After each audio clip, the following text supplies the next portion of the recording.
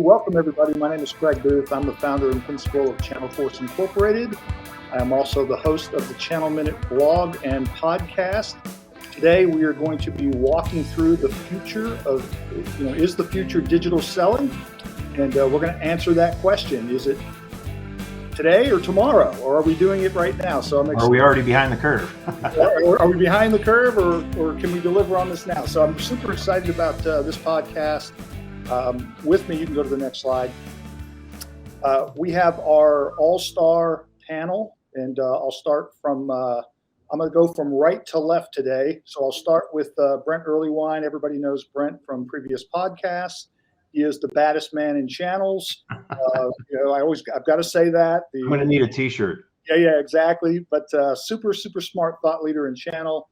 An amazing partner on the podcast. But we have a super special guest today who is Steve Brothers. He is the founder of Splashmetrics. He's a serial entrepreneur, also an innovator and a thought leader in digital selling and in this space. So we are super excited to have you as part of the podcast.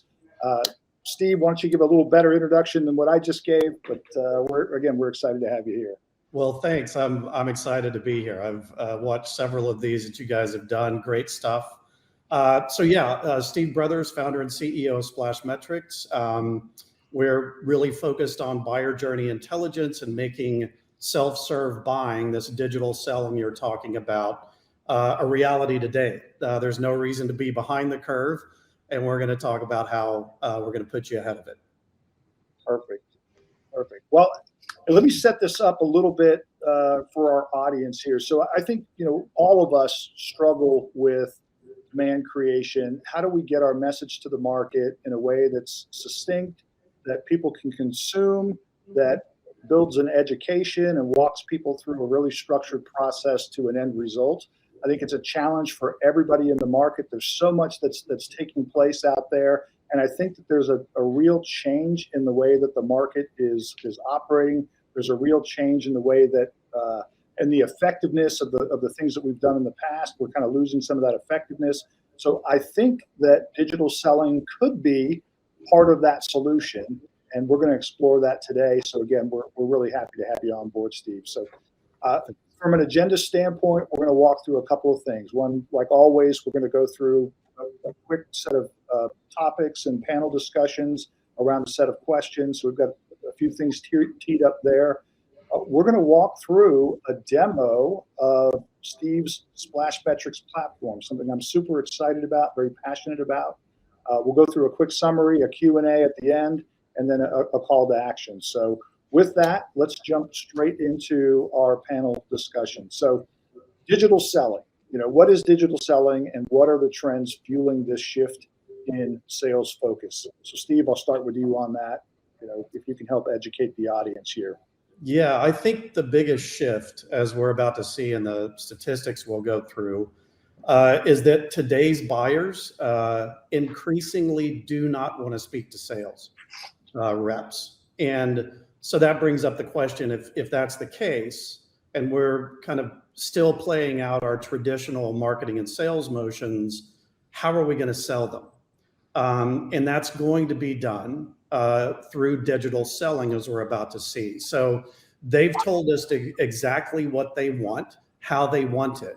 And the question is, our business is going to move and meet that demand or continue doing these traditional marketing and sales motions. So I think that's the leading indicator that everyone needs to pay attention to, and exactly what we built our platform to solve.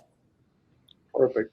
Brent, what are your thoughts? I've got a couple of thoughts here. I mean, I think the first one, Craig, you've heard me use this term a lot in recent time frame.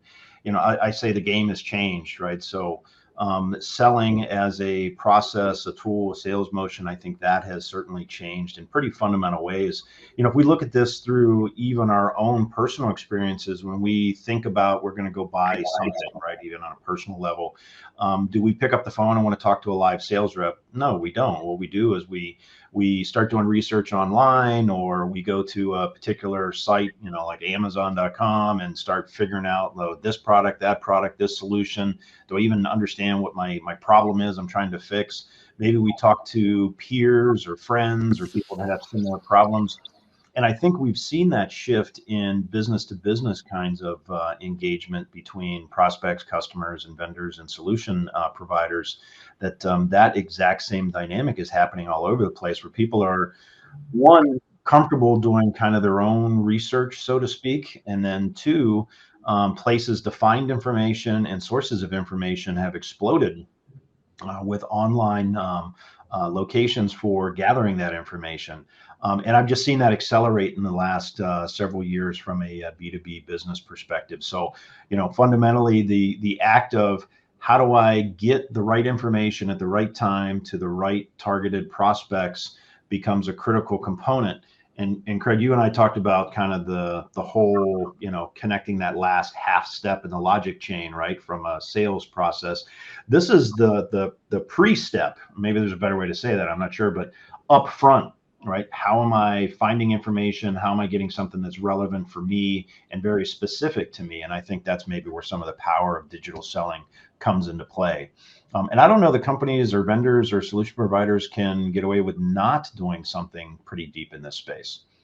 Yeah, I think you're spot on with that. And, from my perspective, when I think about digital selling, and again, having some experience with the market leader in my mind in digital selling, Splashmetrics, one of the things that I love about the platform and what sort of opened my eyes to what digital selling really is, we think about, if you were to ask 90 people, 100 people what digital selling is, people would think about, hey, it's going to the website, it's clicking through the website, it's researching and doing my own information, and then being able to go buy something from the cloud. Like, that's in their mind digital selling. It's the Amazons of the world.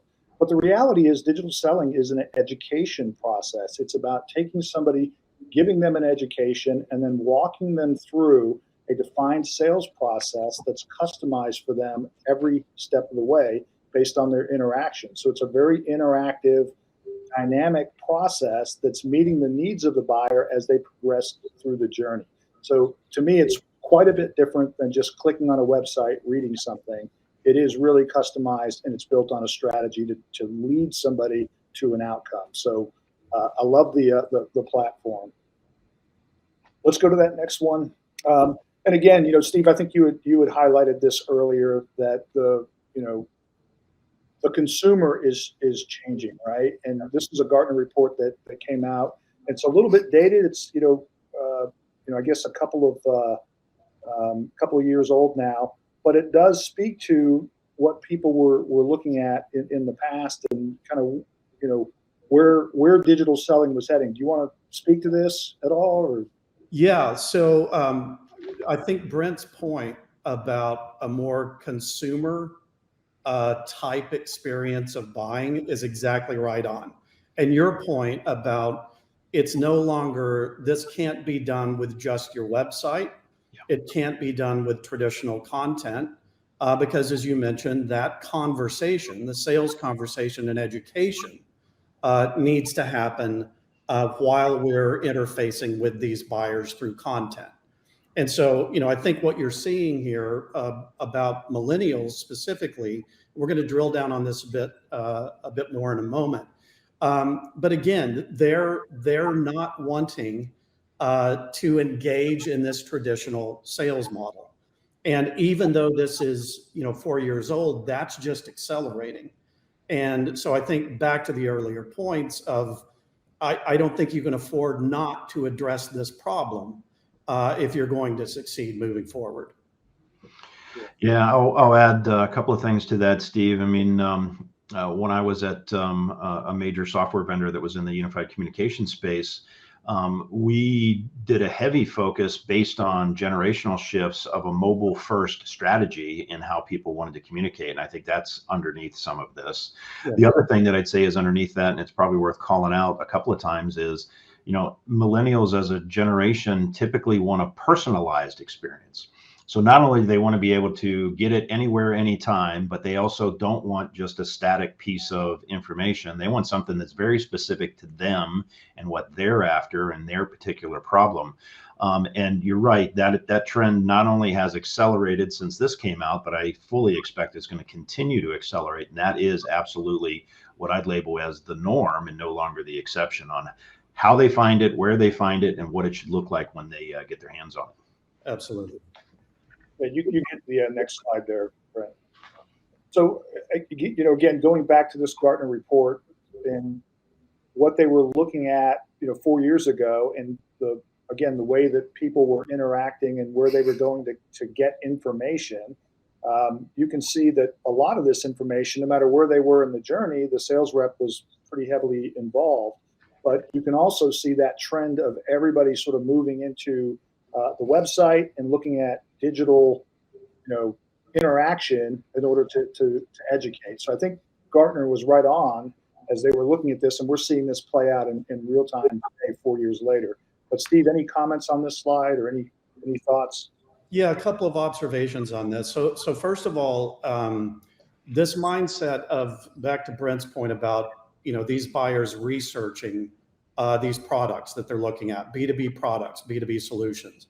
The website is a great resource, but not for each stage of this pipeline, right? So in other words, identifying the problem and starting to look for a solution.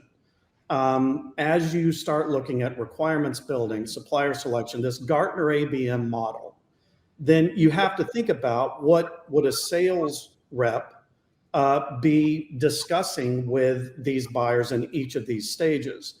And you can't easily provide that level of interaction and that level of conversation through a website. That has to be done through specific content that is focused on and personalized to that buyer, as Brent was talking about. So as we move through this, you're going to see how, if you're aligning this intelligent content that we're going to be looking at with these stages that the buyer is in, and having that content conduct that sales conversation, that's how you're going to win. That's how these buyers are no longer going to have to be looking around trying to find answers. You're giving those answers directly to them while you're engaged with them. Yeah, in running channel sales teams and channel marketing teams, I'll tell you, firsthand experience, my teams and I, we would spend an awful lot of time on putting together content and white papers and case studies and all this stuff and trying to make it relevant and current. And invariably, we would end up with, well, what about this challenge or problem? Or what about this challenge or problem? Or my situation is slightly different than what you're trying to tell me you did for somebody else, or what you're trying to tell me that you can deliver for me today. And it was maddening to try to build all that content, because it ended up it was well put together, and it was a lot of great effort. But at the end of the day, one, it got stale really fast. Yep. And two, it was always static in some way, shape, or form. And it was always it felt like it was always just a little bit off every time we tried to use it with a particular customer or particular prospect, or steer them to that information. And that was the other challenge, is we would create so much content, the prospects would get overwhelmed. We'd dump them, send them a website link, and okay, great, that's nice, guys, but there's 375 pieces of content. Which one am I going to look at, right? Which one's pertinent for me? Exactly. Yeah. So let me just wrap this up. We'll go to that next slide. But it's really clear that the way that we are educating consumers is changing. It used to be the sales rep. It used to be the website. Now it's going to be really automated buyer's journeys that are going to be doing this type of education work. So I think we're heading in the right direction here. So what's driving the trend to self-serve buying, Steve? Well, I think we've just covered that. It's the buyer, right? And so the way we try to look at what we've done with our platform is we have built it to satisfy the demand of the buyer, right? And if we're doing that, then the business wins, because we're giving that business's buyers what they want and the way they want it, and that's creating far more revenue, far more ROI. And so that's it, is look at what today's buyers are doing. What do they want? How do they want that self-serve journey to be?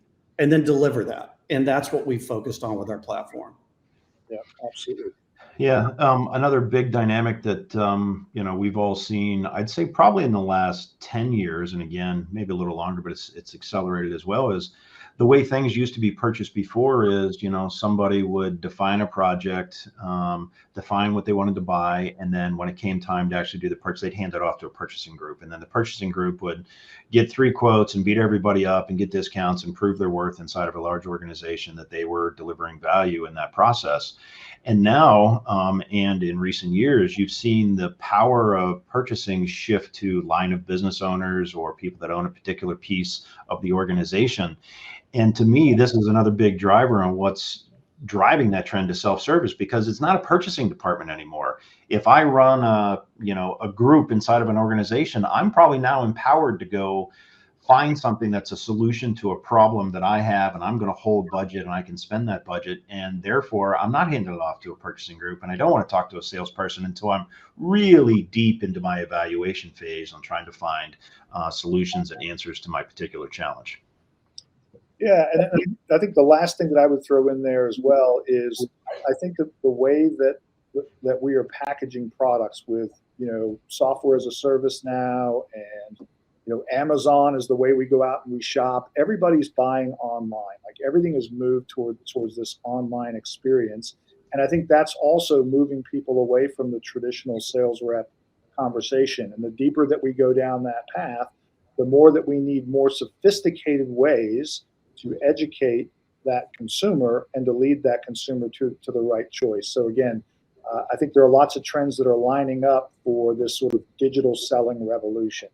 So let's go to that next slide. And it's actually, this is a great slide. I read an article from Forbes Technology, what companies should know about the rise of self-service B2B sales. And I think this sort of encapsulate everything we just said, right? So procurement teams are getting younger.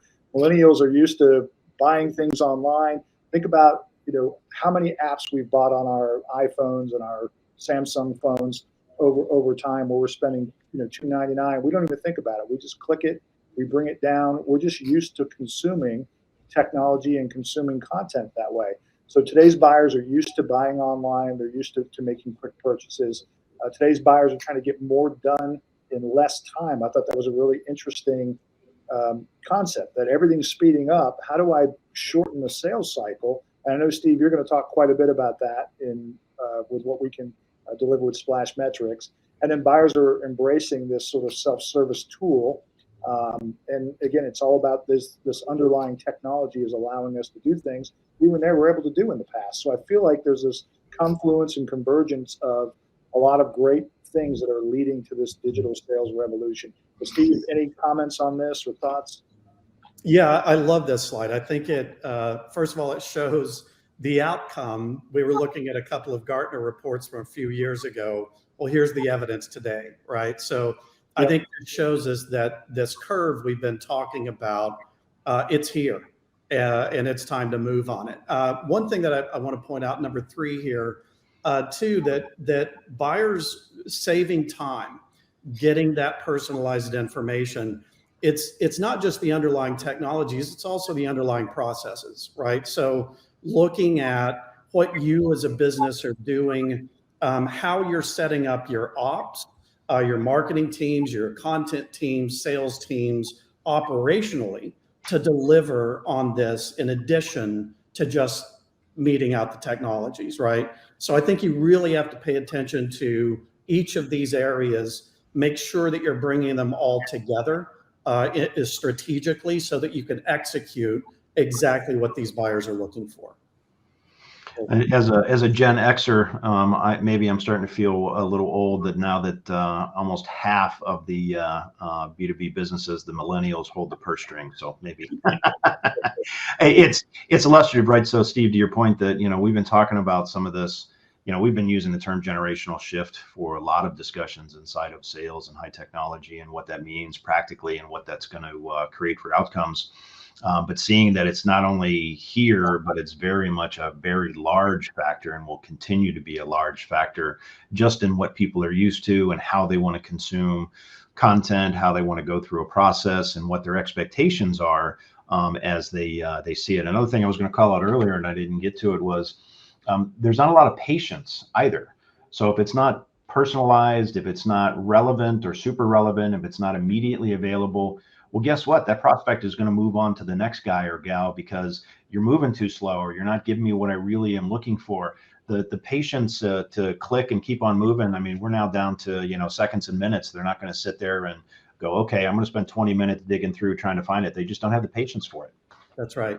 Well, one quick thing I'll add to that is, Craig, you mentioned accelerating the pipeline. That's exactly what will accelerate your pipeline. If you give those buyers what Brent just talked about, letting them get that information more quickly and ensuring they're getting that information throughout your pipeline, that's a natural acceleration of self-qualified buyers moving through it. So it's really a win-win both for the buyer and the business. Yeah, absolutely. All right. So what makes Splashmetrics different than anybody else's platform? Like, what's your unique value that you're bringing that your competition doesn't have? And again, I'm really bullish on Splashmetrics. Obviously, that's why I've got you on the podcast here. So I have my own thoughts and ideas, but I'd love to get yours, and we'll compare notes here as we go. So. The way I usually describe this is, we've talked a little bit about top of funnel efforts. We'll use the word funnel because it's typically used, but that's those efforts with your website, with dark social, with G2, Trust Radius, doing that general research after you've identified your problem of what solutions are out there, right? All of that needs to happen.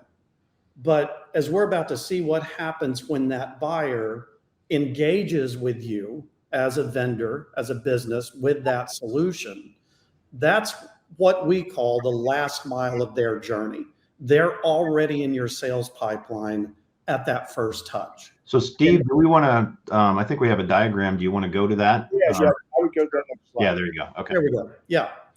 So yeah, we'll look at this more in our deck here in just a moment, but that's a great example of whether you're running demand gen and bringing new business in. This is what we're talking about. They're doing all of this pre-purchase research, right? So when they engage with you, the question is, can they move from that first point of engagement to literally the point of purchase on their own and get all the information they need to justify and make that purchase?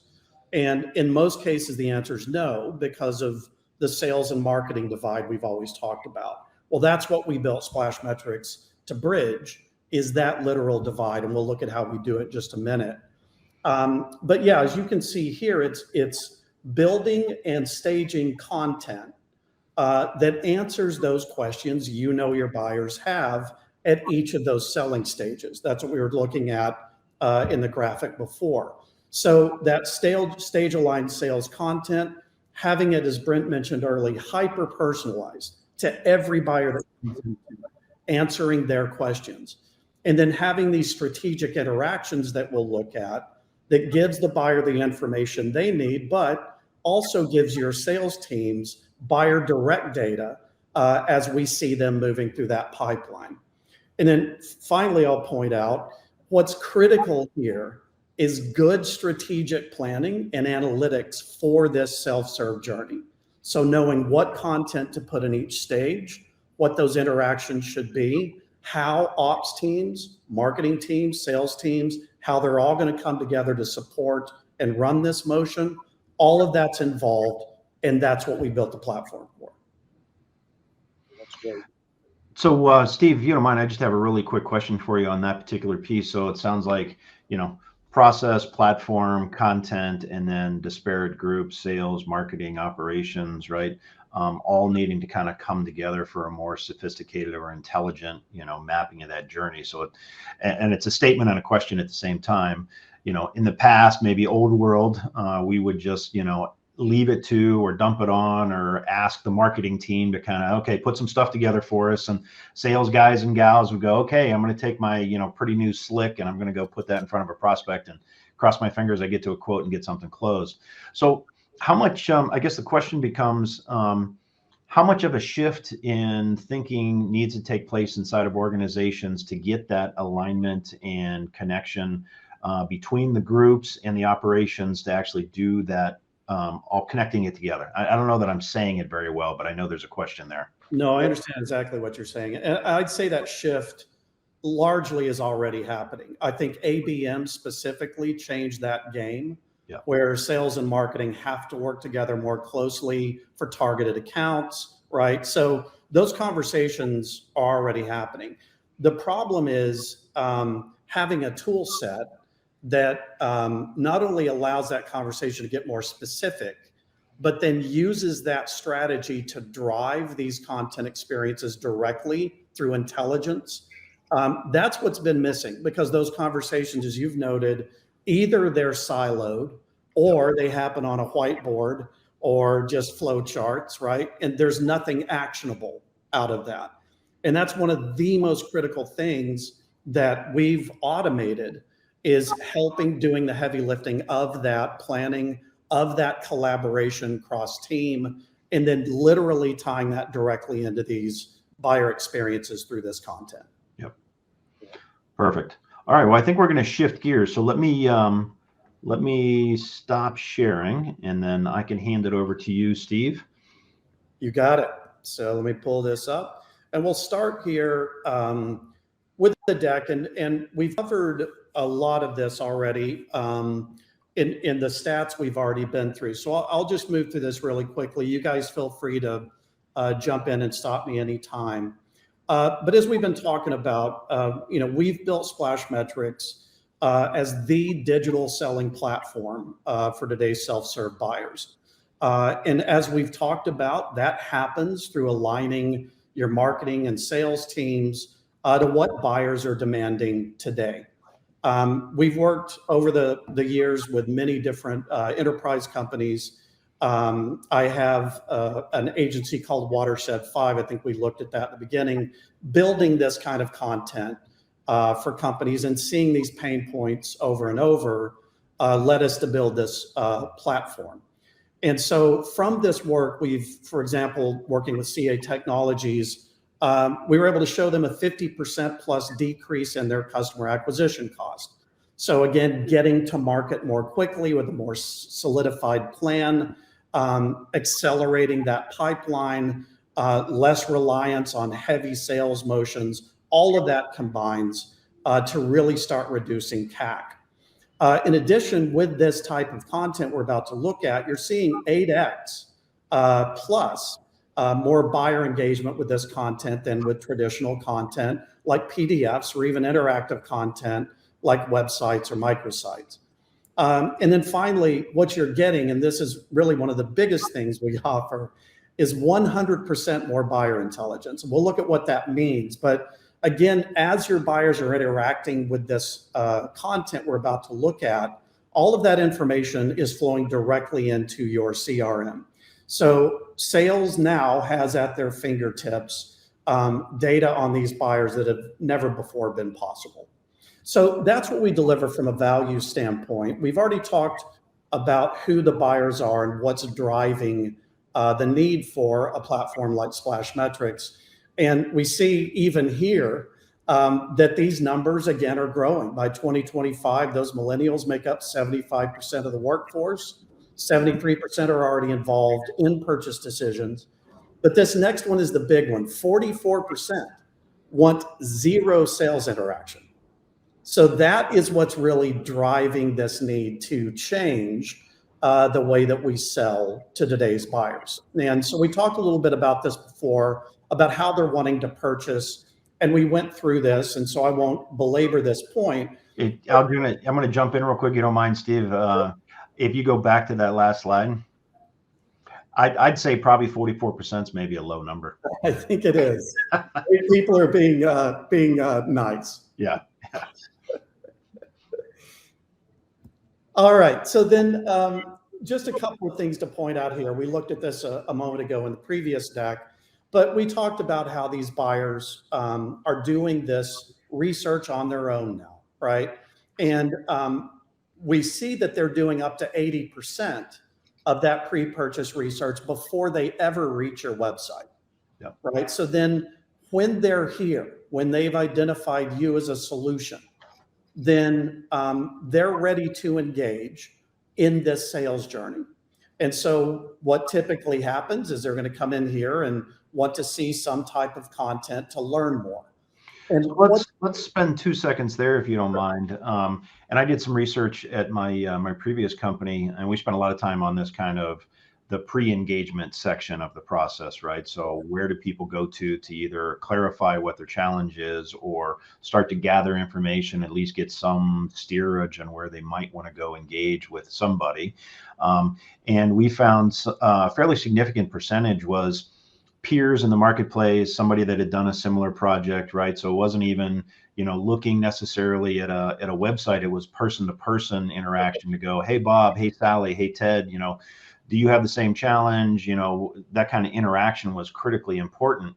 And the last thing anybody wanted to do was pick up the phone. And if you look at old world, new world, what did we used to do? We use the sales team as a prospect or a customer to educate us. I'm going to pick up the phone. I'm going to call a salesperson and go, okay, you're going to help me understand this, right? And the salesperson or sales team would spend a lot of time being the educator. And now I think that's completely flipped on its head, where they're doing so much of this on their own up front. And where's the sales contact in your timeline here? All the way off to the far right, right? Yes, that's right. That's a great way to put it. Is this initial engagement we're talking about is that new phone call, right? And this conversation that was typically happening with an SDR, what they're looking for is what we just talked about, this hyper-personalized content that is stage aligned with your pipeline, that has this information that your sales team already knows these buyers are looking for this solution in each stage. So they want to be able to self-progress through this, have it hyper-personalized, have it answer their questions, and educate, compel, and convince them as they move through it that this is the right product. And this is a win-win, as we mentioned, because if buyers are doing this, first of all, they're self-qualifying, right? They're moving through this and they're getting the answers they want. They're giving you the data they want. So when they are ready to have that conversation with sales, it's literally to close the deal, not just start a conversation. So I think you framed it perfectly, Brent. Yeah, and I'd make one other quick comment on this, for our audience here. A lot of times when we think about like an automated buyer's journey that would be for a commodity product, and this really works from an education standpoint with even a complex sales environment. I feel like you could take people through with the multiple personas and have the different education journeys that you're taking people through. A CFO can go through this, a CIO will go through this, an operations guy will go through this, an engineering guy will go through this. We'll have the different, personas for a solution mapped out, and you can take them each through this journey. So we just literally cut the sales cycle from an education standpoint all the way through even to the proof of value. We've moved all that way downstream so that 80% of the selling is already done. Now it's really about how does this fit into my specific environment, and that's kind of where the sale picks up. That's right, and back to Brent's point about kind of a massive amount of content to do what you just talked about. As we're about to see, single content assets in each of these stages can serve up different versions of that content on the fly to those different personas. That's what we're going to look at in a moment. So yes, it absolutely accelerates your pipeline. It also drastically decreases the content management problems that you run into in terms of content going stale or being out of alignment with new product features, what have you. Yep. So knowing then that this is what buyers want, then the question becomes, what are companies giving them? And we've talked about this, but this is what many, many companies are still doing. And so again, when this buyer who has done this 80% of research hits your website, typically what they're going to find, as Brent mentioned earlier, is a huge resource library filled with PDFs or other types of content, all of which is typically static. And so first of all, you're making the buyer do that work to go through all of that information to figure out what applies to them. But then to make it even worse, They find that asset that they want. And typically what's going to happen is they'll fill in a form to download that asset. And then they get this PDF. It's not personalized to them. It's 30-year-old technology. It's not customizable. It's not mobile friendly. So really, this is not what they're looking for. And at this point, today's buyer is gone. But because of the way we handle things operationally, we make this problem even worse because now we hand this buyer off to sales, who continues to email and call and send additional, as Brent mentioned earlier, these static assets. But Steve, they're interested. Come on. They're very interesting. Yeah. They could just be better. Yeah. And so this is that sales and marketing divide we were talking about from an operational perspective. As you can see, this is the most critical portion of the buyer journey that needs to be fixed. And that is exactly what we've been dealing with for the past several years, why we built this platform to bridge that divide with what we just talked about. So a couple of other slides, and then I'll pause for a moment and answer any other questions. We have three core components of Splashmetrics that we've touched on that kind of tie everything together. First is that strategic planning for this multi-team collaboration on building this self-serve pipeline. Now, again, I want to point out that your traditional sales motions can continue, but this is specifically building that self-serve journey, both for direct sales, but as we'll talk about also for partners to be able to use in channel or any other approach you want to take. And so typically what we're doing is just defining what this initiative we're going to be running, this campaign, what we want it to achieve from a revenue perspective.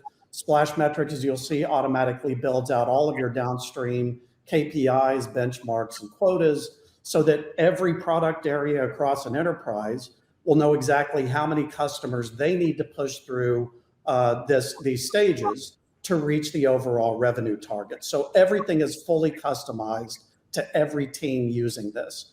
And then we move through each of those stages and define those content experiences like we looked at a moment ago. What do they need to be? What do those interactions need to be to get us information to answer buyers' questions?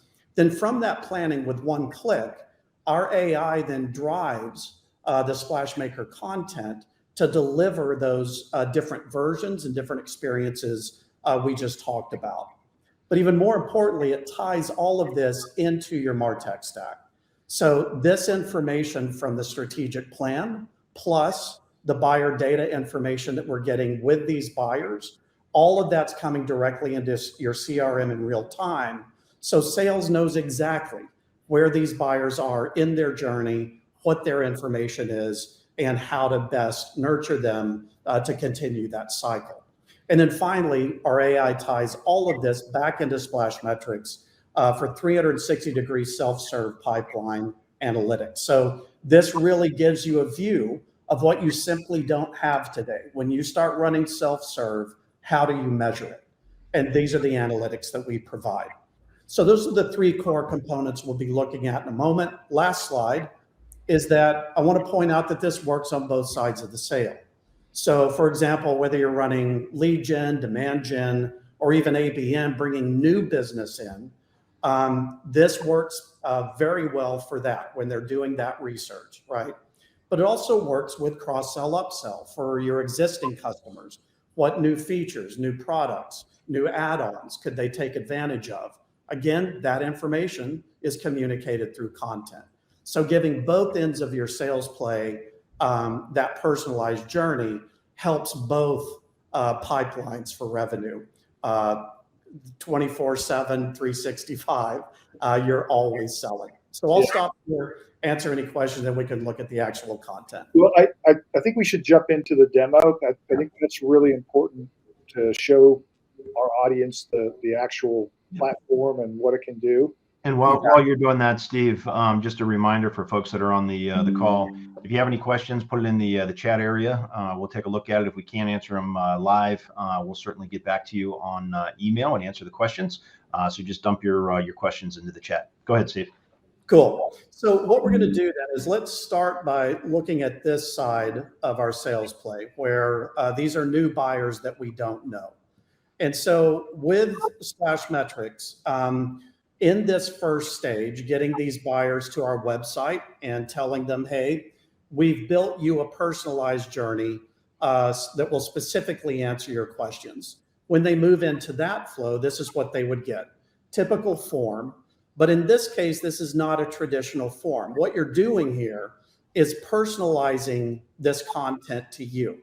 And as we just mentioned, it's not only going to personalize to you, your company, but you can also select the version of the content that you want. So here, this particular piece of content is for different verticals. But again, if we were marketing to executives or management or influencers or decision makers in an ABM play, all of these versions are available for them to get their specific version of this content. And so as Rebecca makes this choice, then she gets this fully personalized version of this content. And I want to point out, it's not just tokenized personalization that you typically see in emails or landing pages. Again, this messaging, these graphics, all of this content is specific to her role that she just selected. But it gets even better because not only is this piece of content personalized to her, but as she moves through the journey to the next piece of content, all of this is now personalized throughout the entire journey to her. She'll never see another form or have to deal with cookies at all. So this really takes that friction away from allowing our buyers to move through each stage of our pipeline, getting the answers they want. So then I'll show very quickly, if we have that information on any contact, for example, in our CRM, and when I say that information, I just mean we have their first name, their last name, their email, and we know, for example, if they're an executive or management, right? If we have that information, we could send them an email or send them to this same landing page we just talked about. But for them, when they click on that CTA, they get this full pipeline journey with no form or cookie at all. And that information you could get in 5 minutes off of Zoom Info. And so what this means is you can completely tailor in an ABM play this content experience to every single buyer in the committee, as Craig was pointing out, and they never have to deal with forms or cookies. So one other thing I want to show you here is as we're moving through this journey, and James is looking at this ebook, for example, what you're going to see is we're providing very simple interactions for James. So for example, where are you in your journey on getting started with this product, for example? And he selects just getting started. I mentioned this earlier. What just happened within your CRM is that information was just pushed into your CRM. So we see here that James selected just getting started. And because we scored that interaction, that answer fits our ICP. Additionally, what happened is this buyer action alert was fired off. And so what this is telling sales in real time is James is in stage 2. He's progressing through the journey. He's answering these questions and he's a perfect fit. And so with this alert, we can now automate email outreaches, workflows, playbooks, alerting sales to take action, marketing to take action. Again, this information, this is now the interface directly with your buyer through your CRM. And it gets even better because as James moves into these other assets, as you see here, for example, this IBM case study, same type of interactions we just looked at, but you could also start building more complex and sophisticated interactions. For example, as James gets toward that purchase decision, we need to prove the value of our proposition to the business. And so here might be an ROI calculator. And in the same way, proving James these numbers like we've typically seen, he can analyze his results. And when he does so, again, back in the CRM, here's that same information we just got from James. So again, this really closes that loop and creates this real-time connection between marketing, sales, and the buyer in ways that just have never been possible before. And that's a real game changer. The last thing I'll show you here from the content perspective is this is an even more sophisticated piece of content that's built on our platform. So this is something our customers stood up, Flash Parking. And as you see here, as they're moving through it, you've seen these type of assessments before, right? And so as James answers questions, he's seeing where he falls in relations to others who have taken the same assessment. What's different here is that instead of hitting a submit button, what's going to happen is when James hits this button, he gets this personalized report. This shows taking his entries. It shows where he falls on a maturity level in relation to Flash Parking's product. But it's better because, as you can see here, we're actively selling James right now based on his pain points he just gave us. So for example, we said here are areas that you've said you're struggling in. And so here are things that you can do from a best practice standpoint at no cost to improve what you're doing. But more importantly, here's exactly what our product does to solve your pain points that you just gave us, James. So this is that SDR phone call you were talking about, Brent, but it's happening here with James in real time based on that information he's giving us. And then for your sales team, again, all of that information has come right back into your CRM. So when I do have that conversation with James, here's everything he has told us, and I can close this deal better than I've ever been able to in the past. So hopefully that gives you a sense of how this buyer journey serves the buyer, but also how it serves the business. I'll pause here and then we'll just take a quick look at the platform itself. Before we do that, I'll answer any questions you guys have. I'll just make an observation. I'd call out the things that I see. So having been in channel sales, so I'm typically been on the vendor side, right? Trying to do this kind of outreach and push and connection with potential prospects and customers. The hyper personalization, not just, a wild card and it fills in somebody's first name to call out that point you made, but this is personalized for title, roles, responsibilities, name, right? All the way through all the content. But I'd also say the level of intelligence and the level of connectiveness between systems and the content and the communications, and the fact that it's a digital communication, it's still a really important channel of communications with that potential prospect or buyer. And those are the pieces that I think have been sorely lacking and missing, and are still sorely lacking and missing in most people's outreach and sales processes and what they're trying to do from a marketing perspective. So those are the things that have stood out for me as I watch you go through this and the messages that I've heard from you, Steve. Awesome. Thanks, Yeah. Brent.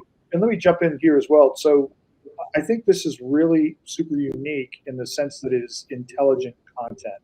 Yeah. When you look at what other people put up, especially a PDF, it's static content.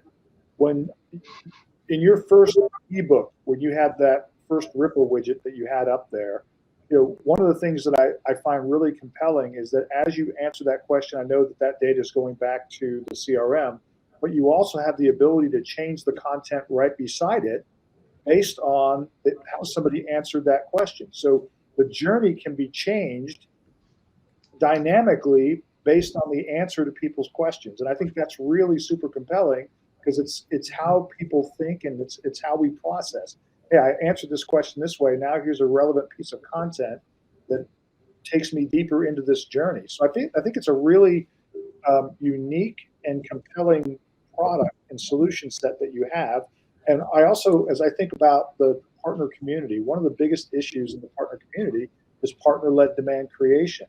If I'm a vendor, I can create my story for my solutions, have a co-sell story built directly into this, into your journey here. And now I have a standardized message that I can have my partners driving people into this automated buyer's journey, creating this this education process that leads people to, a solution purchase along with, a service offering from the partner, have that data put back into the CRM, and then push back out to the partner community. So we're getting greater reach in the market. We're getting a more sophisticated sales process. We're standardizing our messaging, and we're going to create operational efficiencies, better ROI.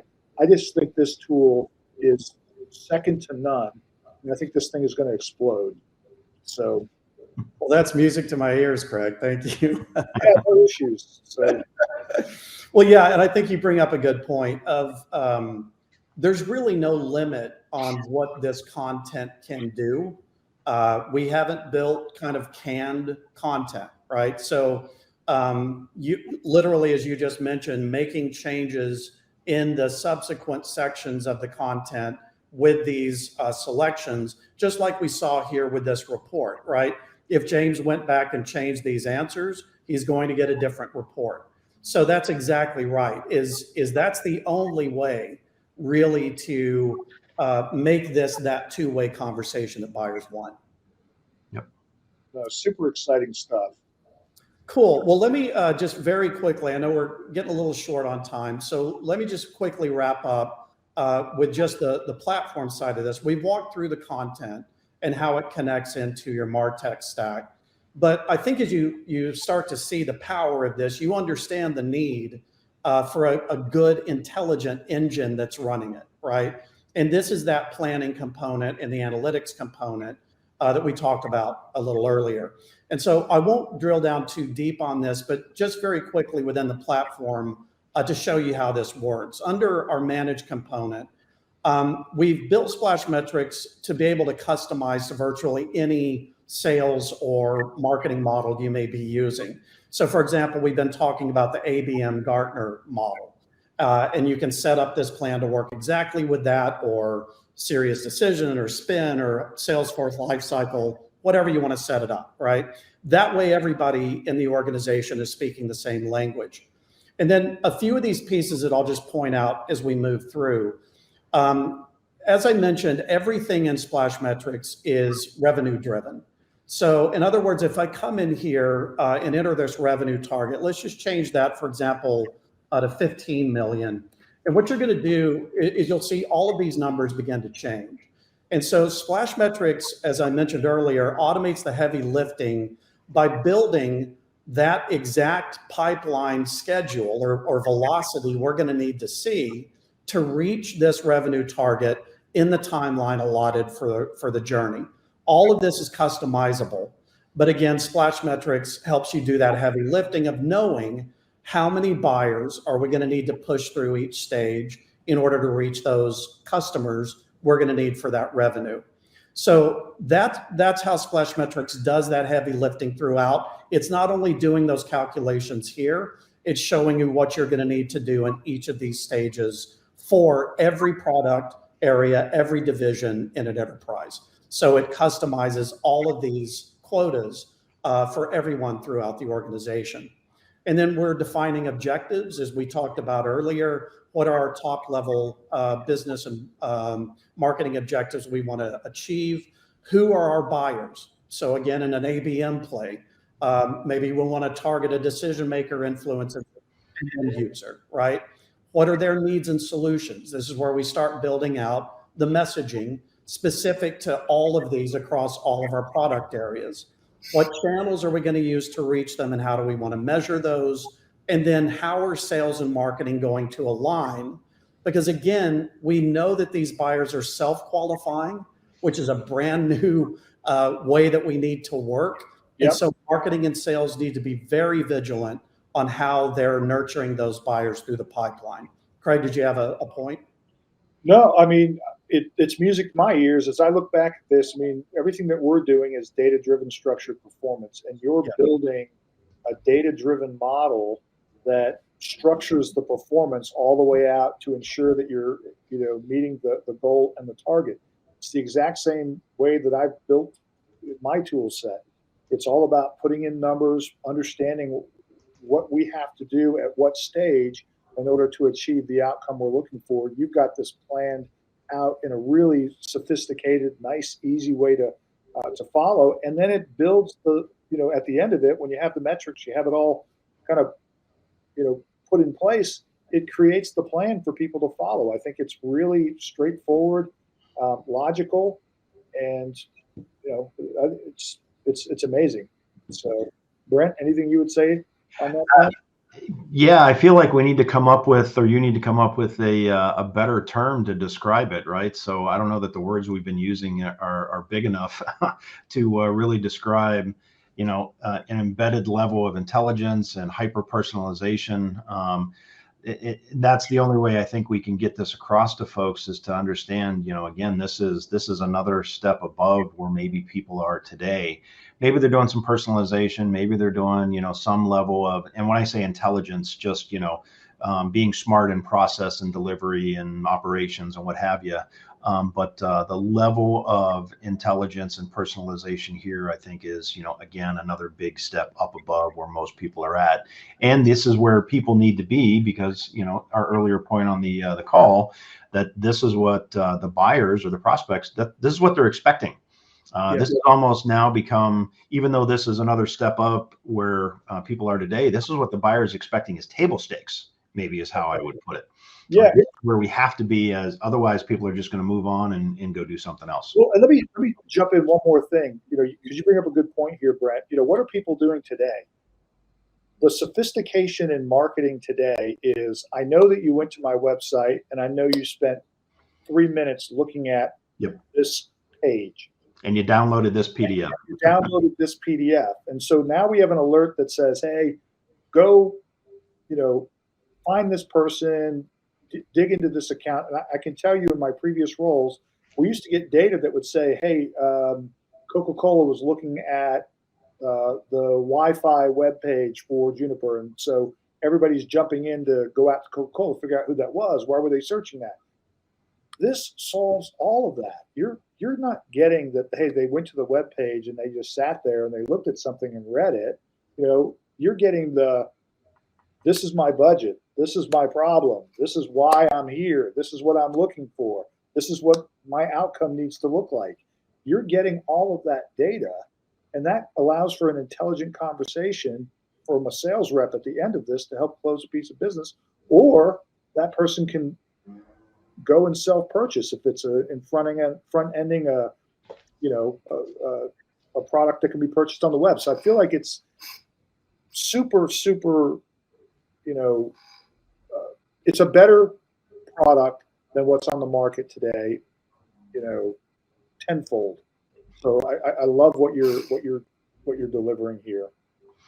So Steve, just to keep us on time, we're down to a couple of minutes. Was there anything else you wanted to show on the platform itself?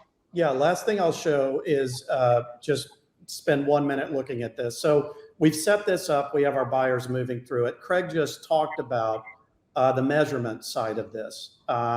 There are a couple of really cool things going on in our measurement here. So one thing that you're looking at here is, let's say that we're a large enterprise and we've got several different divisions and product areas, and we're running this initiative across all of them. Then what you're seeing here at this level is the performance of this self-serve buying, specifically that pipeline, right? So we're seeing all the users that are looking at our content. From that, how many of them are engaging with those interactions we just looked at? And from those interactions, how many of them are actionable, that fit our ICP and are people that we need to attack, right? But another thing that's happening here that's really cool is, if I view droplets, then as a executive level looking at the performance of this self-serve buying, what I'm seeing here is the same numbers broken down per division. And so I could see that this division is suffering, division 2. If I go look at them, then again, now it's breaking it down into the product areas that are under that division. And then finally, if I go to product area Y, same numbers, but broken down into the specific stages and assets. So now we can see which product areas are performing, which assets are performing or not. Within 3 clicks, I know exactly what's happening throughout my entire organization with our self-serving action. So I'll stop there, but I think this is a pretty cool tool I wanted to show off. Yeah, and I would add one more thing, Steve, which is you're building a channel component right now that's going to allow you to look at data that's coming through the partner community. So this is nicely aligned for a channel play. Absolutely. Yeah. Yeah, let's talk about that. Steve, you want to stop sharing? I'll go back to the slides. And I think this is, one of the questions we were going to wrap up with. I'll make a couple of observations. The partner community, and I'll paint that with a pretty broad brush, but in general, partners are typically very unsophisticated in their marketing capabilities, marketing efforts. And I think there's a disparate gap. So the smaller the partner, the more likely that statement is true. The other end of that scale, you get really large organizations, some of these national global system integrators, solution providers. They're very sophisticated in their marketing efforts. And what I can see happening here is, partners as a trend have started to not rely on the vendors for their marketing efforts like they used to.